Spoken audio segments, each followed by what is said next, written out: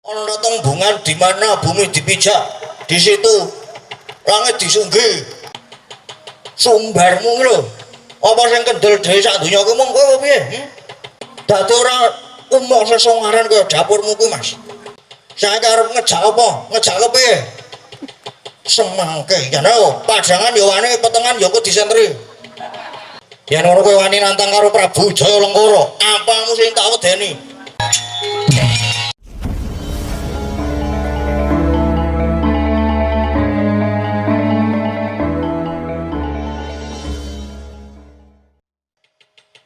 Bisa tekan kene mula sampean kudune iso ngempanke gawa papan.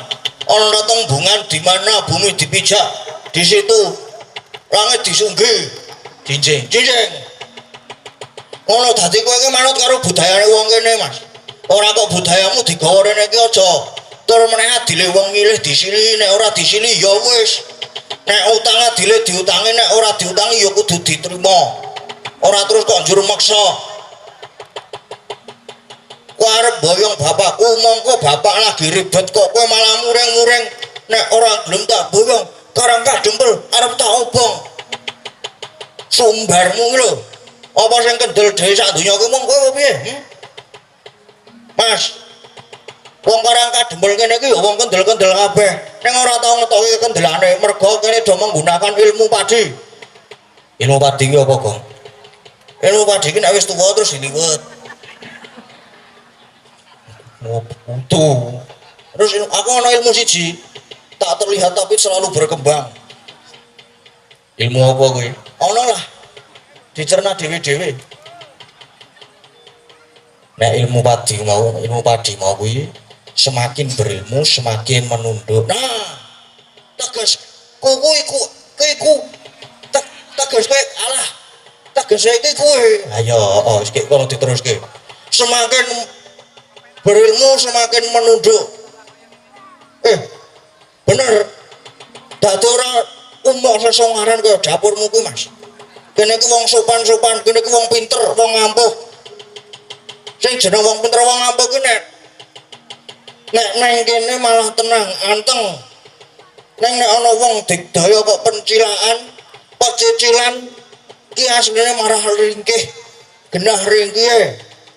Dadi nek nang kene kowe ngumbar suara arep ngobong omahmu, arep mateni bapakku apa dikira Bagong Medyayu? Saiki arep ngejak apa? Ngejak kepiye? Semangke ya no, padangan ya wani, petengan ya kok disentri. Rada ketok. Pertengahan aku ya wani, ayo jembar ya wani, rupak ya wani, tak ajangi jembar kowe. Lho. Yen ora kowe wani nantang karo Prabu Jaya Lengkara, apamu sing tak wedeni?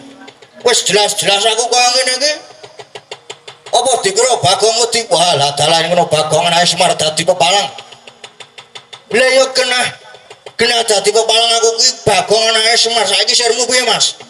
Sirmu piye saiki? Mung wujude Bagong wae. Sepiro kadigdayanmu, sepiro kekuatanmu lakon tak remet kowe nyepelake Bagong. Kowe nek nyepelake Bagong laru Mas kowe, Mas. Kowe nek ditendang tungkake Baladewa mati bangsat rek dublak tukak cangkem kowe.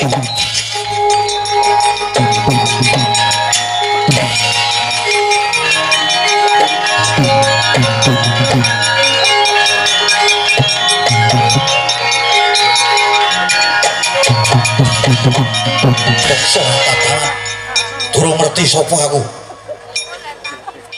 Gugu arepe de Koko Prabu. Kok lajeng nendang raja menika niku pripun? Lho, lah aku krungu swara tendang tungkake Baladewa mosok sing ngomong. Banjur sikilku iki mlaku dhewe.